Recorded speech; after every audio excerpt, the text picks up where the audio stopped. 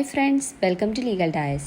ഈ ഒരു വീഡിയോയിൽ നമ്മൾ ഡിസ്കസ് ചെയ്യാൻ പോകുന്നത് ട്രേഡ് ഇൻ ഇൻ്റലക്ച്വൽ പ്രോപ്പർട്ടി എന്ന് പറയുന്ന സബ്ജക്റ്റിൻ്റെ അണ്ടറിൽ വരുന്ന ദ കോപ്പിറൈറ്റ് ആക്ട് 1957 ബാലൻസ് ടോപ്പിക്കാണ്. അപ്പോൾ ഇതിൻ്റെ ഒരു ഇൻട്രൊഡക്ഷൻ വീഡിയോ നമ്മൾ ഇട്ടിട്ടുണ്ടായിരുന്നു. ആ വീഡിയോ കാണാത്തതാണെങ്കിൽ ലിങ്ക് ഡിസ്ക്രിപ്ഷനിൽ കൊടുത്തിരിക്കുക, ഒന്ന് ചെക്ക് ചെയ്ത് നോക്കുക. അപ്പോൾ ഇതിനകത്ത് നമ്മൾ പറയുന്നതെന്ന് വെച്ച് കഴിഞ്ഞാൽ essential conditions for the subsistence of copyright എന്നുള്ളൊരു കാര്യമാണ്. അപ്പം ഒരു കോപ്പിറൈറ്റ് നിലനിൽക്കണമെന്നുണ്ടെങ്കിൽ എന്തൊക്കെ കണ്ടീഷൻസ് ആണ് സാറ്റിസ്ഫൈ ചെയ്യേണ്ടത് എന്നുള്ള കാര്യമാണ്.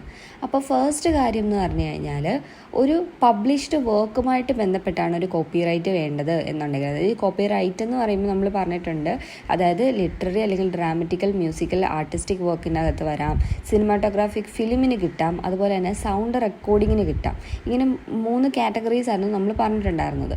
അപ്പോൾ അതിൻ്റെ അകത്ത് ഈ ഒരു കോപ്പിറൈറ്റ് കിട്ടണം എന്നുണ്ടെങ്കിൽ, ഒരു പബ്ലിഷ്ഡ് വർക്ക് ആണെന്നുണ്ടെങ്കിൽ ആ വർക്ക് എന്ത് ചെയ്തിരിക്കണം, ആദ്യം ഇന്ത്യയിൽ പബ്ലിഷ് ചെയ്തതായിരിക്കണം. അതാണ് the work should be first published in India. അത് ആദ്യം ഇന്ത്യയിലായിരിക്കണം പബ്ലിഷ് ചെയ്യേണ്ടത്. ഇനി രണ്ടാമത്തെ പോയിന്റ് എന്ന് പറഞ്ഞു കഴിഞ്ഞാൽ, ഇനിയിപ്പോൾ ആ ഒരു വർക്ക് ഫസ്റ്റ് പബ്ലിഷ് ചെയ്തത് ഔട്ട്സൈഡ് ഇന്ത്യ ആണ്. അങ്ങനെയാണെന്നുണ്ടെങ്കിൽ എന്താണ്, ആ ഒരു ഓതർ എന്ന് പറയുന്നത് ഇന്ത്യൻ സിറ്റിസൺ ആയിരിക്കണം. അതായത് ആ ഒരു പബ്ലിഷ് ചെയ്യുന്ന ഡേറ്റിൽ അയാൾ ഇന്ത്യൻ സിറ്റിസൺ ആയിരിക്കണം. ഇനി മൂന്നാമത്തെ കാര്യം, ഇപ്പം ആ ഒരു പബ്ലിക്കേഷൻ ഔട്ട്സൈഡ് ഇന്ത്യ ആണ് നടന്നത്, അതുപോലെ തന്നെ ആ ഒരു ഡേറ്റ് ഓഫ് പബ്ലിക്കേഷൻ്റെ സമയത്ത് ഓതർ മരിച്ചുപോയി.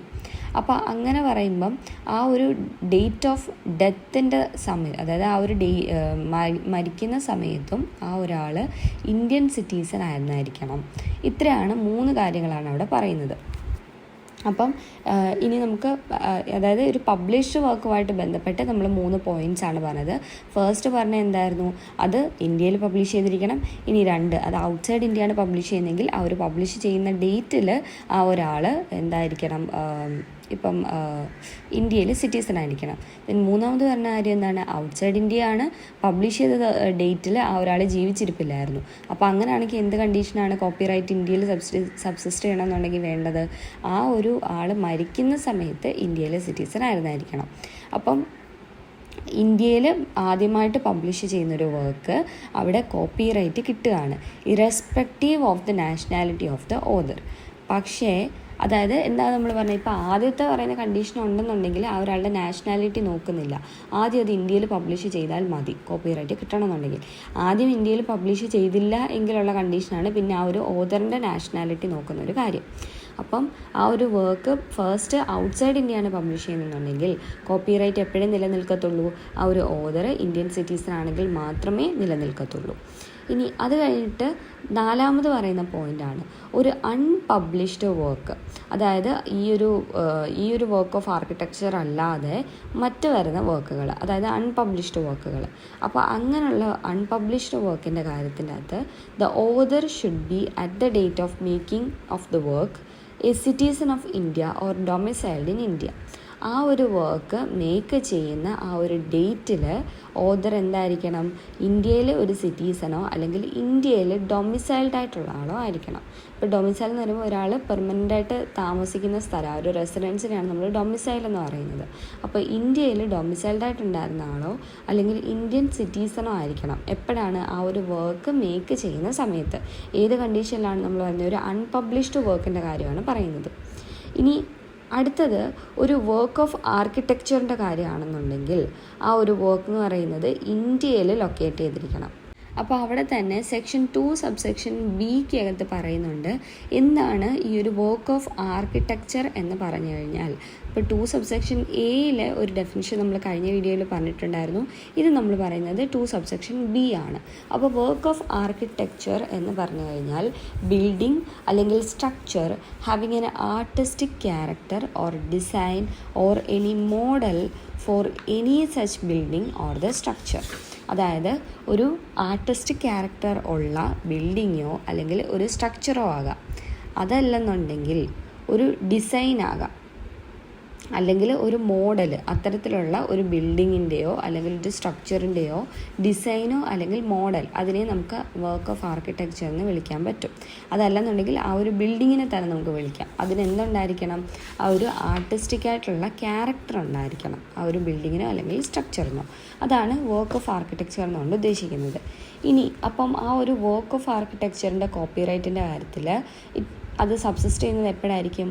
only in the artistic character and design and shall not extend to methods or process of construction. അതായത് ആ ഒരു ഈ ഒരു കോപ്പിറൈറ്റിൻ്റെ അകത്ത് അത് എങ്ങനെ മെത്തേഡ്സ്, അതായത് ഏത് രീതിയിലാണ് അത് കൺസ്ട്രക്ട് ചെയ്തിരിക്കുന്നത് അല്ലെങ്കിൽ അതിൻ്റെ പ്രോസസ്സ് എന്താണ്, ആ ഒരു മെത്തേഡിനൊന്നും ഈ ഒരു കോപ്പിറൈറ്റ് കിട്ടത്തില്ല. അല്ലാതെ ആ ഒരു അതിൻ്റെ ആർട്ടിസ്റ്റിക് ക്യാരക്ടർ അല്ലെങ്കിൽ ഡിസൈൻ, അതിന് മാത്രമേ ആ ഒരു കോപ്പിറൈറ്റ് കിട്ടത്തുള്ളൂ അതുമായിട്ട് ബന്ധപ്പെട്ട്. അല്ലാതെ ആ ഒരു അത് ഏത് രീതിയിലാണ് മേക്ക് ചെയ്തിരിക്കുന്നത്, കൺസ്ട്രക്ട് ചെയ്തിരിക്കുന്നത് എന്നുള്ള കാര്യത്തിനൊന്നും ഈ ഒരു കോപ്പിറൈറ്റ് അവിടെ നിലനിൽക്കുന്നില്ല. അതങ്ങോട്ട് എക്സ്റ്റെൻഡ് ആവത്തില്ല. ഏതിന് മാത്രമേ ഉള്ളൂ? ആ ഒരു ബിൽഡിങ്ങിൻ്റെ ആർട്ടിസ്റ്റിക് ക്യാരക്ടർ അല്ലെങ്കിൽ അതിൻ്റെ ഡിസൈൻ. അപ്പോൾ ഇവിടെ തന്നെ ഒരു കേസ് വരുന്നുണ്ട്, Harrington construction and finance limited versus ആഴ്ച ഗുഡാത്ത് ലിമിറ്റഡ് എന്ന് പറഞ്ഞിട്ടൊരു കേസാണ്. അപ്പോൾ ഇതിൻ്റെ അകത്ത് പറഞ്ഞതെന്ന് വെച്ച് കഴിഞ്ഞാൽ ഒരു വർക്ക് ഓഫ് ആർക്കിടെക്ചറിൻ്റെ അകത്ത് അതിൻ്റെ അകത്ത് കോപ്പിറൈറ്റ് എന്ന് പറയുന്നത് എപ്പോഴേ സബ്സിസ്റ്റ് ചെയ്യത്തുള്ളൂ? only in the artistic character and design and shall not extend to the process or method of construction. അതായത് നമ്മളിപ്പോൾ പറഞ്ഞ അതേ സെയിം പോയിന്റ് തന്നെയാണ്. ഒരു കൺസ്ട്രക്ഷൻ്റെ മെത്തേഡ് അല്ലെങ്കിൽ പ്രോസസ്സിലേക്ക് ആ ഒരു കോപ്പിറൈറ്റ് എക്സ്റ്റെൻഡ് ആവത്തില്ല. കോപ്പിറൈറ്റ് നിൽക്കുന്നത്, സബ്സിസ്റ്റ് ചെയ്യുന്നത് ഏതിന് മാത്രമേ കാണത്തുള്ളൂ? ആ ഒരു ബിൽഡിങ്ങിൻ്റെ ഡിസൈൻ അല്ലെങ്കിൽ അതിൻ്റെ ഒരു ആർട്ടിസ്റ്റിക് ക്യാരക്ടറിന് മാത്രമേ കോപ്പിറൈറ്റ് കിട്ടത്തുള്ളൂ എന്നാണ് Harrington construction and finance limited versus Eicho Goodath limited എന്ന് പറയുന്ന ഒരു കേസിനകത്ത് പറഞ്ഞത്. ഇനി നമ്മളിപ്പം എന്തിൻ്റെയൊക്കെ കാര്യങ്ങളാണ് വന്നത്? അതായത് ഒരു പബ്ലിഷ്ഡ് വർക്കിൻ്റെ ആണെന്നുണ്ടെങ്കിലുള്ള പോയിൻറ്റ്സ് പറഞ്ഞു, ഇതിൻ്റെ അൺപബ്ലിഷ്ഡ് വർക്ക് ആണെന്നുണ്ടെങ്കിൽ പറഞ്ഞു, അത് കഴിഞ്ഞിട്ട് എന്താണ് വർക്ക് ഓഫ് ആർക്കിടെക്ചർ വരുവാണെന്നുണ്ടെങ്കിൽ എങ്ങനെയാണ്. ഇനി നോക്കാൻ പോകുന്നതെന്ന് വെച്ച് കഴിഞ്ഞാൽ ഒരു സിനിമാറ്റോഗ്രാഫ് ഫിലിം വരുമ്പം എങ്ങനെയാണ്. അപ്പോൾ അവിടെ if a substantial part of the film is an infringement of copyright in any other work, copyright shall not subsist. The cinematograph should not be an infringement of the copyright in any other work. അപ്പം അവിടെ എന്താ പറയുന്നത്? ഇത് ആ ഒരു മറ്റേന്തെങ്കിലും ഒരു വർക്കിൻ്റെ കോപ്പിറൈറ്റിനെ infringe ചെയ്യുന്നതാവരുത് ഈ ഒരു സിനിമാറ്റോഗ്രാഫ് ഫിലിമിൻ്റെ സബ്സ്റ്റാൻഷ്യൽ പാർട്ട് എന്ന് പറയുന്നത്. അതൊരിക്കലും ഈ ഒരു സിനിമാറ്റോഗ്രാഫ് എന്ന് പറയുന്നത് മറ്റൊന്നിൻ്റെ ഇൻഫ്രിഞ്ച്മെൻ്റ് ആകാൻ പാടില്ല. അതാണ് മെയിൻ കണ്ടീഷൻ എന്ന് പറയുന്നത്. അത് കഴിഞ്ഞിട്ട് സൗണ്ട് റെക്കോർഡിങ് വരുവാണെന്നുണ്ടെങ്കിൽ ഇപ്പോൾ ഒരു ലിറ്റററി, ഡ്രാമറ്റിക് അല്ലെങ്കിൽ മ്യൂസിക്കൽ വർക്കുമായിട്ട് ബന്ധപ്പെട്ടാണ് ഒരു സൗണ്ട് റെക്കോർഡിങ് വന്നിരിക്കുന്നത്. അപ്പോൾ അങ്ങനെയുള്ളപ്പം ആ ഒരു സൗണ്ട് റെക്കോർഡിങ് മേക്ക് ചെയ്യുന്ന സമയത്ത് ഈ പറഞ്ഞ ലിറ്റററി, ഡ്രാമറ്റിക് അല്ലെങ്കിൽ മ്യൂസിക്കൽ വർക്കിൻ്റെ ഒരു കോപ്പിറൈറ്റിന് ഇൻഫ്രിഞ്ച്മെൻറ്റ് വന്നിട്ടുണ്ട് ഈ സൗണ്ട് റെക്കോർഡിങ് മേക്ക് ചെയ്ത്. അപ്പോൾ അത് ഇൻഫ്രിഞ്ച് ചെയ്തുകൊണ്ടാണ് ആ ഒരു സൗണ്ട് റെക്കോർഡിങ് അവിടെ നടത്തിയത്. അപ്പോൾ അങ്ങനെ വന്നു കഴിഞ്ഞാൽ ആ ഒരു സൗണ്ട് റെക്കോർഡിംഗ് എന്ന് പറയുന്ന ആ ഒരു ന്യൂ വർക്കിന് കോപ്പിറൈറ്റ് അവിടെ സബ്സിസ്റ്റ് ചെയ്യത്തില്ല. കാര്യം അത് വന്നത് തന്നെ, അത് മേക്ക് ചെയ്യുന്ന സമയത്ത് തന്നെ ആ ഒരു ലിറ്റററി അല്ലെങ്കിൽ ഡ്രാമറ്റിക് ഓർ മ്യൂസിക്കൽ വർക്കിൻ്റെ കോപ്പിറൈറ്റിനെ അവിടെ ഇൻഫ്രിഞ്ച് ചെയ്തിട്ടുണ്ടായിരുന്നു. അപ്പോൾ ഇതാണ് ഈ ഒരു കോപ്പിറൈറ്റ് സബ്സിസ്റ്റ് ചെയ്യുന്നതുമായിട്ട് ബന്ധപ്പെട്ട എസെൻഷ്യൽ കണ്ടീഷൻസ് എന്ന് പറയുന്നത്. നമ്മളതിൽ എപ്പോഴൊക്കെയാണ് സബ്സിസ്റ്റ് ചെയ്യുന്നത്, ചെയ്യാത്തത് എന്നുള്ള കാര്യം പറഞ്ഞിട്ടുണ്ട്. അപ്പോൾ ആദ്യം പറഞ്ഞ എന്തായിരുന്നു? ഒരു പബ്ലിഷ്ഡ് വർക്കാണെന്നുണ്ടെങ്കിൽ അത് ആദ്യം ഇന്ത്യയിൽ പബ്ലിഷ് ചെയ്തിരിക്കണം. രണ്ടാമത് അത് ആദ്യം ഇന്ത്യയിൽ അല്ല പബ്ലിഷ് ചെയ്തതെന്നുണ്ടെങ്കിൽ ആ ഒരു ഓതറിൻ്റെ ആ ഓതർ എന്ന് പറയുന്നത് ഇന്ത്യൻ സിറ്റീസൺ ആയിരിക്കണം ആ ഒരു പബ്ലിക്കേഷൻ്റെ സമയത്ത്. 3, ഇനിയിപ്പം ഔട്ട്സൈഡ് ഇന്ത്യയാണ് പബ്ലിക്കേഷൻ ആദ്യം നടന്നത് ആൻഡ് അയാൾ പബ്ലിഷ് ചെയ്യുന്ന സമയത്ത് ആ ഒരു ഓതർ മരിച്ചു പോയിട്ടുണ്ടായിരുന്നു. അപ്പോൾ അങ്ങനെയാണെന്നുണ്ടെങ്കിൽ മരിക്കുന്ന സമയത്ത് എവിടെയായിരുന്നോ സിറ്റീസണായിട്ടുണ്ടായിരുന്നത്, അതായത് ഇന്ത്യയിൽ സിറ്റീസണായിരിക്കണം എന്നാണ് പറയുന്നത്. ദെൻ അത് കഴിഞ്ഞിട്ട് അടുത്ത 4ാമത് പറഞ്ഞത് ഒരു അൺപബ്ലിഷ്ഡ് വർക്കാണെന്നുണ്ടെങ്കിൽ അവിടെ എന്താണ്? ഡേറ്റ് ഓഫ് മേക്കിങ്ങിൽ ആ ഒരാൾ ഇന്ത്യൻ സിറ്റീസണോ അല്ലെങ്കിൽ ഇന്ത്യയിൽ ഡൊമിസൈൽഡ് ആയിട്ടുള്ള ആളോ ആയിരിക്കണം. അതല്ലാതെ പിന്നെന്താണ്? വർക്ക് ഓഫ് ആർക്കിടെക്ചർ വരുവാണെന്നുണ്ടെങ്കിൽ ആ ഒരു വർക്ക് എന്ന് പറയുന്നത് ഇന്ത്യയിൽ ലൊക്കേറ്റ് ചെയ്യുന്നതായിരിക്കണം. അപ്പോൾ എന്താണ് വർക്ക് ഓഫ് ആർക്കിടെക്ചർ എന്ന് പറയുമ്പം ഒരു ബിൽഡിങ് അല്ലെങ്കിൽ ഒരു സ്ട്രക്ചറാണ്. ആൻഡ് അതിൻ്റെ ആ ഒരു ആർട്ടിസ്റ്റിക് ക്യാരക്ടറുള്ള ഒരു ബിൽഡിങ്ങിനെ, ഒരു സ്ട്രക്ചറിനെ നമുക്ക് അത് ആ ഒരു വർക്ക് ഓഫ് ആർക്കിടെക്ചറിൽ കൊണ്ടുവരാം. അല്ലെങ്കിൽ എന്താണ്? ഈ ഒരു ബിൽഡിങ്ങിൻ്റെയോ സ്ട്രക്ചറിൻ്റെയോ തന്നെ ഡിസൈൻ അല്ലെങ്കിൽ മോഡൽ, അതും ഈ ഒരു വർക്ക് ഓഫ് ആർക്കിടെക്ചറിനകത്ത് ഉൾപ്പെടുത്താവുന്ന കാര്യങ്ങളാണ്. Then Harrington construction and finance limited versus Eicher Goodearth limited എന്ന് പറയുന്നൊരു കേസും അതിനകത്ത് നമ്മൾ പറഞ്ഞിട്ടുണ്ടായിരുന്നു.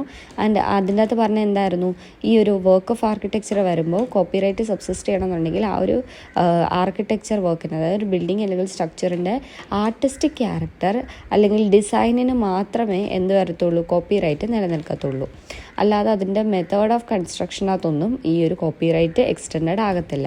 ദെൻ അടുത്ത പോയിൻ്റ് എന്തായിരുന്നു, സിനിമാറ്റോഗ്രാഫ് ഫിലിം ആണെന്നുണ്ടെങ്കിൽ ആ ഒരു ഫിലിമിൻ്റെ സബ്സ്റ്റാൻഷ്യൽ പാർട്ട് എന്ന് പറയുന്നത് തന്നെ മറ്റേതെങ്കിലും ഒരു വർക്കിൻ്റെ കോപ്പിറൈറ്റിന് ഇൻഫ്രിഞ്ച്മെൻറ്റ് വരുവാണെന്നുണ്ടെങ്കിൽ അവിടെയും എന്ത് പറ്റും, ഈ ഒരു സിനിമാറ്റോഗ്രാഫിൻ്റെ ഇൻഫ്രിഞ്ച്മെൻറ്റ് അത് ആ ഒരു കോപ്പിറൈറ്റ് അതിന് സബ്സിസ്റ്റ് ചെയ്യത്തില്ല. ദെൻ സൗണ്ട് റെക്കോർഡിങ്ങിൻ്റെ കാര്യമാണെന്നുണ്ടെങ്കിൽ അതൊരു ലിറ്റററി, ഡ്രാമറ്റിക് അല്ലെങ്കിൽ മ്യൂസിക്കൽ വർക്കുമായിട്ട് കണക്റ്റഡ് ആയിട്ടുള്ളൊരു സൗണ്ട് റെക്കോർഡിങ്, അതുമായിട്ട് ബന്ധപ്പെട്ട് വന്നൊരു സൗണ്ട് റെക്കോർഡിംഗ് ആണെന്നുണ്ടെങ്കിൽ അത് മേക്ക് ചെയ്യുന്ന സമയത്ത് ഈ പറഞ്ഞ വർക്കിൻ്റെ ഒരു കോപ്പിറൈറ്റിനെ ഇൻഫ്രിഞ്ച് ചെയ്തിട്ടുണ്ടെന്നുണ്ടെങ്കിൽ ആ സൗണ്ട് റെക്കോർഡിങ്ങിനും കോപ്പിറൈറ്റ് അവിടെ സബ്സിസ്റ്റ് ചെയ്യത്തില്ല. അപ്പോൾ ഇത്രയാണ് നമുക്ക് ആ ഒരു ടോപ്പിക്കിനകത്ത് പഠിക്കാനുള്ളത്. Essential conditions for the subsistence of the copyright എന്നുള്ളൊരു ആ ഒരു ടോപ്പിക്ക് വരുന്നത്. ആൻഡ് ഇതിൻ്റെ ബാലൻസ് ടോപ്പിക്സ് നമുക്ക് ഇനി അടുത്ത വീഡിയോയിൽ ഡിസ്കസ് ചെയ്യാം. സോ ഫ്രണ്ട്സ്, നിങ്ങൾക്ക് ഈ ഒരു വീഡിയോ യൂസ്ഫുൾ ആയെന്ന് തോന്നുകയാണെന്നുണ്ടെങ്കിൽ ലൈക്ക് ചെയ്യുക, നിങ്ങളുടെ ഫ്രണ്ട്സിനോട് ഇത് ഷെയർ ചെയ്ത് കൊടുക്കുക, ആൻഡ് ഈ ചാനൽ മറക്കാതെ സബ്സ്ക്രൈബ് ചെയ്യുക.